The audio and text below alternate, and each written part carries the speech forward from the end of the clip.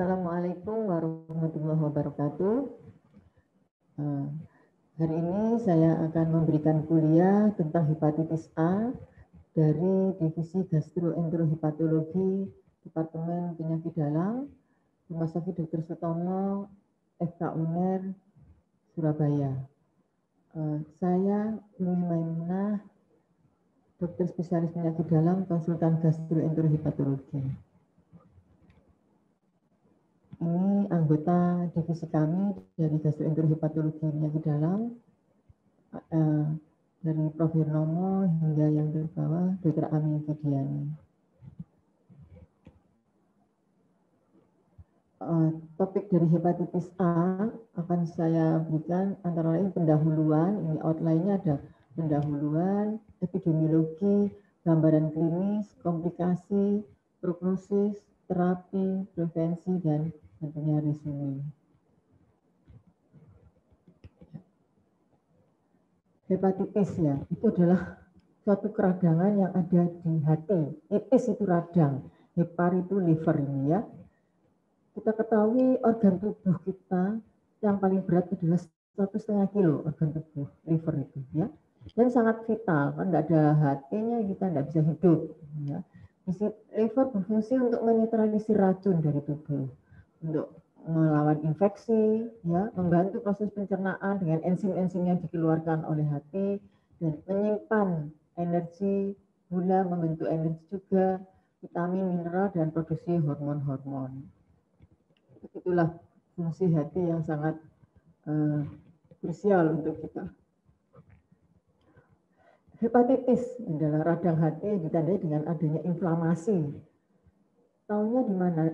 Untuk membuktikan adanya inflamasi yang pasti adalah pada saat liver itu dibiopsi atau kita lihat livernya langsung secara histologi, patologi anatomi, akan nampak nekrosis yang diffuse pada lobus liver itu. Pada sebagian dari lobus itu akan nampak nekrosis yang diffuse. Itu tanda adanya keradangan di hati. Gejala yang timbul apa? Icterus atau jaundice ya, kuning, matanya kuning, nafsu makan menurun, mual, muntah, lelah ya. Itu gejala-gejala yang bersifat umum pada pasien yang mengalami hepatitis. Penyebab hepatitis itu apa sih? Ya, macam-macam penyebabnya, antara lain karena virus.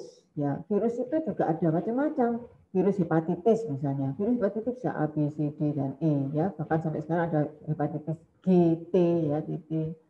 Bisa karena obat-obatan, ya, yang bisa namanya itu DIH atau drug induced hepatitis atau DILI, drug induced liver injury, ya. Antara lain paracetamol, hati-hati, paracetamol juga bisa mengganggu liver, alkoholik, pelemahan hati, fatty liver, penyakit-penyakit autoimun, antara lain autoimun hepatitis, ya, lupus hepatitis, ini orang menderita SLE itu bisa kena ke hepatitisnya, livernya, ya. Juga penyakit-penyakit virus atau penyakit-penyakit non hepatitis, virus hepatitis antara lain mononukleosis atau yellow fever, cytomegalosis, coxsackie, leptospirosis, dan lain-lain. Penyebab lain apa yang menyebabkan nekrosis liver? Ada, yaitu penyakit sistemik, misalnya sepsis atau penyakit infeksi yang berat, ya. Penyakit-penyakit sistemik yang lain itu bisa menyebabkan nekrosis di liver sehingga disebut reaktif hepatitis, ya, seperti itu. Sering penyakit apapun, trauma atau febris karena penyakit lain bisa menyebabkan gangguan liver, itu reaktif hepatitis. Ini ya seperti tadi yang sebutkan, jadi klinisnya bisa akut, ya, mendadak sakit itu, inflamasi, fulminan itu bisa sampai mengganggu kesadaran, dan bisa kronis bisa aktif, bisa persisten. Aktif itu semakin tinggi penyakitnya dan persisten itu menetap. Ini ya, jadi inflamasinya bisa imunologi, bisa karena penyebab lain, infeksi atau toksin dan lain-lain seperti yang saya sebutkan tadi. Ya, ini ya gambarannya seperti ini. Ini pusatnya di hepatitis, bisa karena virus ini ya. Virus ini ya tidak kelihatan tapi ganas ya, bisa autoimun, bisa penyakit-penyakit sistemik ya, alkoholik, fatty liver, obat-obatan. Nah, itu yang harus kita hati-hati menghindari ya, harus menghindari itu.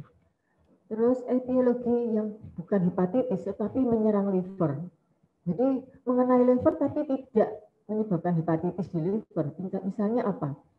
Infeksi parasit ya, Schistosomiasis, amuba, misalnya abses amuba, itu menyerang liver, tetapi tidak menyebabkan hepatitis, tapi dia menyerang liver. Malaria juga seperti itu ya, abses liver ini tadi. TB liver itu menyebabkan granulomatous hepatitis ya, itu juga. Tapi itu bukan nekrosis menyebabkan, tapi granuloma di dalam livernya. Hepatitis virus ini dibagi dua, bisa secara perjalanannya bisa akut, bisa kronis. Kalau dia kurang dari 6 bulan itu sifatnya akut, kalau lebih dari 6 bulan itu kronis ya. Ini hepatitis ini virusnya, ini mengenai liver ya, gambarannya seperti ini. Nah, kita masuk kepada hepatitis A ya.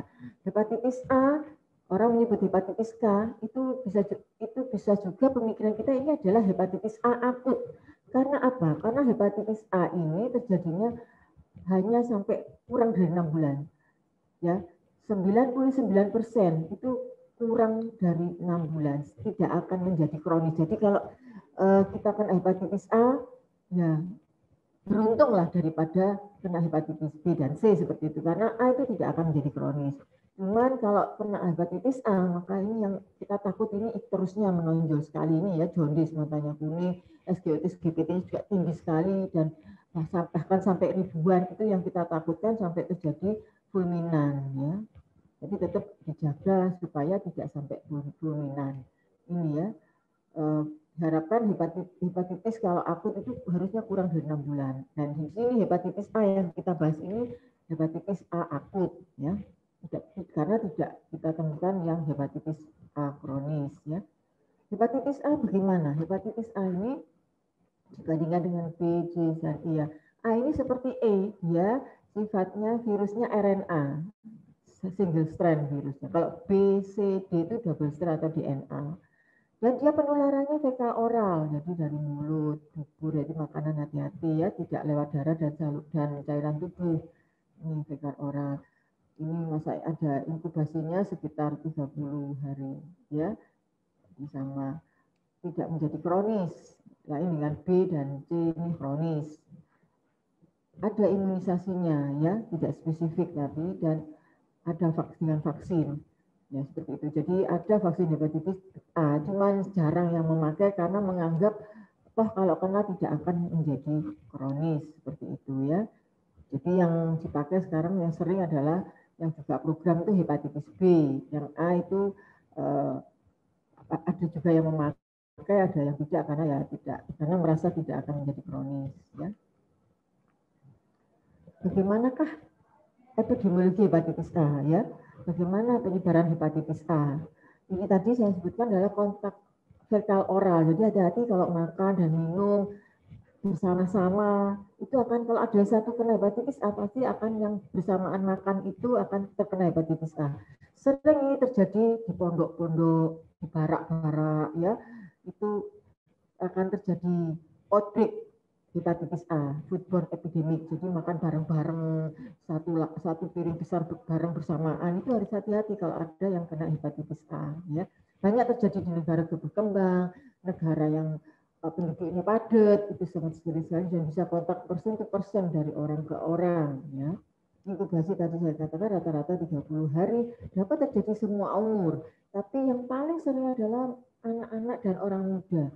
Karena di sini dia sering jajan di luar, jajan di warung, di depot yang terbuka ya, ada lalat masuk, habis itu ditutup lagi juga tidak ketahuan tadi sudah ada yang masuk lalatnya, dan lalat itu berasal dari mana tidak ketahuan. Ini yang risiko, sehingga pada orang-orang muda yang sering traveling itu risiko hepatitis A banyak tinggi ya. Jadi sering kita anamnesa oleh hepatitis A yang datang orang muda, dan mesti akan kita anamnesa, mesti dia bilangnya sering keluar kota seperti itu ya, atau mungkin dia berada di pondok atau berada di barak atau tempat yang penduduknya banyak seperti itu. Ini negara kita termasuk negara yang high epidemiologi, yang tinggi, high prevalence ya, prevalennya tinggi, ini merah ya, dan kita ketahui di beberapa kota di negara kita beberapa tahun yang lalu juga outbreak hepatitis A ya, maka itu sungai-sungai harus kita hati-hati, mandi di sungai, ambil air di sungai juga harus hati-hati. Ini yang intermediate low value, negara-negara yang maju akan rendah kan, apalagi negara-negara tidak padat itu penularannya sangat rendah. Ini ya endemisitasnya pada anak-anak yang tinggi itu persen to persen ya. Kalau moderate itu juga persen to persen. Tapi pada dewasa yang rendah itu persen to persen. Tapi kalau pada traveler outbreak itu pada dewasa yang rendah, yang tinggi, paling tinggi ini persen to persen ini high ya, endemisnya sangat tinggi. Anak-anak hati-hati ya. Ini prevalensi di Indonesia ini berdasarkan Riskesdas itu tahun 2013 itu ada 19,3% di Indonesia ya. Yang hepatitis B ini bervariasi kalau hepatitis B ini ada yang tinggi ada yang rendah, rata-ratanya berbeda. Angka prevalensinya berbeda di masing-masing daerah. Cuman ini yang hepatitis A 19,3%. Nah, outbreak hepatitis A ini di Jawa Timur, bisa ada di Pasuruan pernah, ini ya cukup tinggi, Ponorogo, Lamongan, Jombang, dan yang terakhir itu Pacitan kemarin itu ya. Ini beberapa di provinsi yang berbeda ini ya di Indonesia. Gambaran klinisnya, bagaimana sih kita ingin tahu kok terjadi hepatitis A perjalanannya gimana? Gambaran klinisnya bagaimana? Kita lihat simptom and sign-nya itu ada 3 fase. Ada fase prodromal, yaitu atau pre-icteric sekitar 1 minggu pertama. Dia seperti orang flu-like syndrome ya, badan mual, tidak enak makan, lemes, meriang-meriang, ya, nyeri kepala, nyeri otot, tidak enak semua pada seminggu pertama. Ya. Bahkan dia ada gatal juga, nyeri-nyeri perut, nyeri sendi seperti itu. Ini khas flu-like syndrome. Ini awal tanda hepatitis A. Jadi ada seperti ini kita waspada. Ya. Masuk pada fase icteric setelah fase prodromal, fase icteric 2-4 minggu ini kuning dia, masuk kuning, maka ini sudah masuk fase kedua hepatitis. Kita kalau ngecek ini kita tahu pasti IgM anti HAV-nya positif ya, dan puncaknya 1-2 minggu. Itu kencingnya kuning seperti teh ya, coklat kuning coklat seperti teh, beraknya juga coklat tua, livernya kalau di pemeriksaan fisik hepatomegali ya, ada hepatomegali, limbahnya juga sedikit membesar, ini ya kuningnya khas sekali. Setelah melewati fase icteric ini 2 minggu, maka terjadi fase penyembuhan, fase recovery atau fase konvalesen ya, sehingga kuningnya berkurang. SGOT GPT-nya juga turun ya, yang ini tadi SGOT GPT-nya tinggi, fase icteric sudah fase mulai menurun, kondisi membaik. Lama-lama jaundisnya atau icterusnya menghilang. Ya, sehingga kurang dari 6 bulan dia akan sembuh total. Itulah hepatitis A. Kurang dari 6 bulan sudah bisa sembuh total.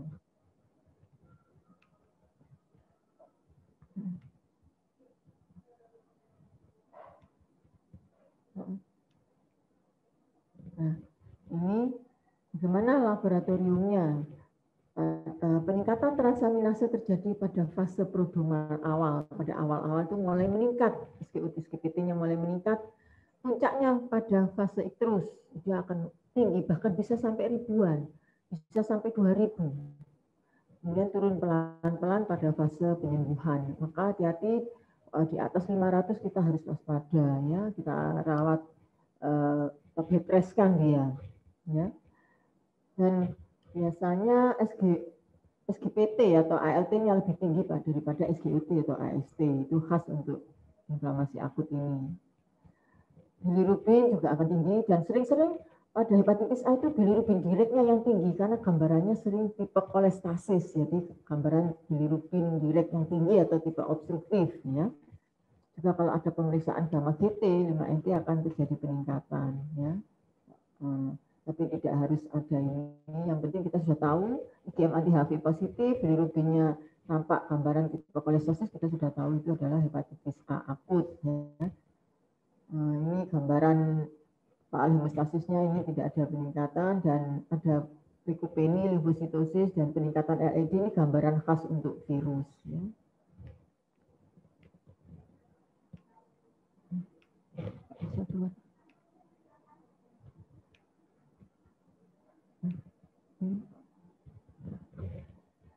Maaf ini tadi agak. Ini gambaran urinnya bagaimana? Gambaran urinnya juga akan tampak bilirubin lebih awal ya, tampak bilirubin ya. Fesesnya juga kelihatan ada berminyak karena sterkobilinnya berkurang ya. Sedangkan ini stage-nya, fase-fasenya dari hepatitis, ini hepatitis A, ini khasnya kalau akut itu ada IgM anti HAV ya positif. Ya, kalau kronis sudah IgG-nya yang positif, IgM-nya hilang. Dan di feses akan ada virus hepatitis A, biasanya itu 6 bulan gitu tadi. Jangan minta pemeriksaan anti HAV begitu saja jangan. Kalau hanya memeriksa anti HAV saja itu tidak bisa kita baca dengan secara klinis sulit kita baca. Karena apa? Kalau anti HAV maka keluarnya itu bisa IgG. Padahal kalau IgG anti HAV itu bisa sudah tidak sakit karena kronis. Itu sudah bisa tidak sakit karena proses kronis itu IgG-nya yang keluar ya. Maka kita harus tulis IgM anti HAV jelas ya, berarti fase akut ya. Selanjutnya ini patologinya hepatitis A, ini ada inflamasi dan nekrosis di liver. Bagaimana gambaran serologinya ini ya? Jadi pada bulan pertama ini dari fesesnya itu ada virusnya, HAV-nya, lalu timbul gejala, kan awalnya fase prodroma, fase itu timbul gejala tinggi, ALT-nya juga tinggi, ini transaminasenya akhirnya menurun dan normal biasanya setelah 3 bulan itu dia normal. Dan ini IgM anti HAV ini setelah 1 bulan timbul, ya, baru setelah membaik dia akan turun, hilang 6 bulan sudah hilang IgM anti HAV-nya. Tetapi anti HAV-nya total ini naik terus, ada terus, positif terus. Ya ini makanya ini menggambarkan IgG nanti kalau setelah 6 bulan masih ada IgG, sehingga kalau untuk mengetahui dia hepatitis A apa enggak, kalau untuk indikasi sakit maka minta IgM, jangan anti HAV saja karena sembuh itu anti HAV bisa positif, gitu ya. Nah, komplikasinya apa? Komplikasinya ini ya tadi saya katakan ada fulminant hepatitis, jadi gagal hati akut, tidak sadar, ini banyak kematian, ensefalopati dan koma. Atau prolong kolestasis, jadi gambaran icterus obstruktifnya memanjang ya. Kolestasis setelah 3 minggu masih kuning, nah itu berarti terjadi pemanjangan di kolestasisnya. Karena adanya obstruksi biliar di intrahepatit, jadi di livernya bukan di luar livernya yang mengalami obstruksi. Atau relapse hepatitis, tapi ini jarang sekali. Jadi hepatitis yang relapse sudah sembuh, sudah fase recovery, tapi terjadi peningkatan lagi sebelum karena tapi ini sangat jarang sekali. Prognosisnya ini sembuh spontan 6 sampai 12 minggu. Jadi bagus sebenarnya hepatitis A itu prognosisnya. Apa pengobatannya? Terapinya bed rest saja, istirahat. Kalau sudah mulai tinggi, LFT-nya istirahat ya. Dietnya yang tinggi kalori, tinggi protein, rendah lemak, jangan banyak lemak ya. Tinggi kalori, tinggi protein nggak apa-apa. Vitamin. Kalau gatal bisa diberi kolestiramin untuk gatal bukan karena antihistamin, karena alergi, bukan, tapi karena bilirubin yang tinggi di bawah kulit bisa menyebabkan gatal ya. Hindari alkohol dan obat-obatan hepatotoksik.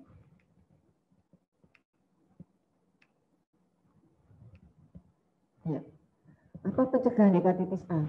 Pencegahan hepatitis A kembali lagi kita kepada cara penularan hepatitis A. Penularannya itu tadi dengan fekal oral, maka kita mencegah hal-hal yang bisa terjadi penularan secara fekal oral, antara lain apa?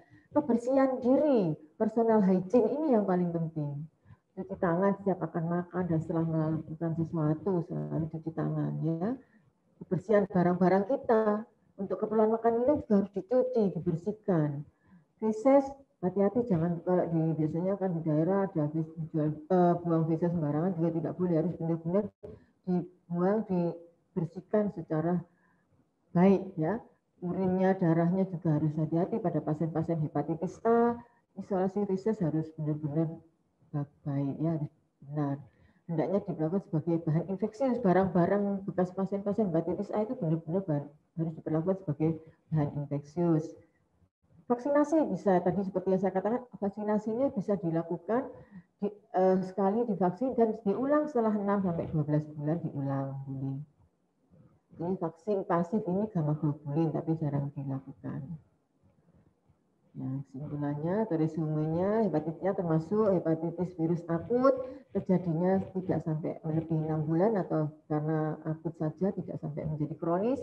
Gambaran klinisnya ada 3 fase tadi, yaitu prodromal, ikterik, dan konvalesen. Ya, prodromal yang awal, flu-like syndrome, ikteris yang kuning, dan konvalesen membaik.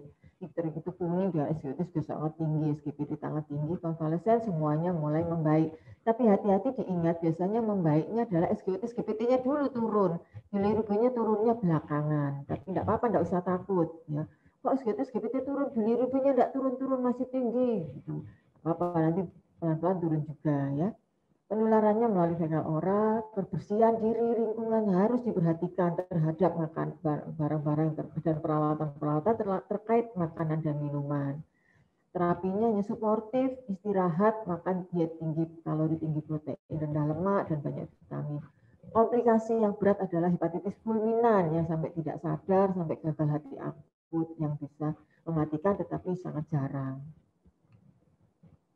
Demikian dari saya untuk kuliah hepatitis A ini. Terima kasih, semoga berhasil. Assalamualaikum warahmatullahi wabarakatuh.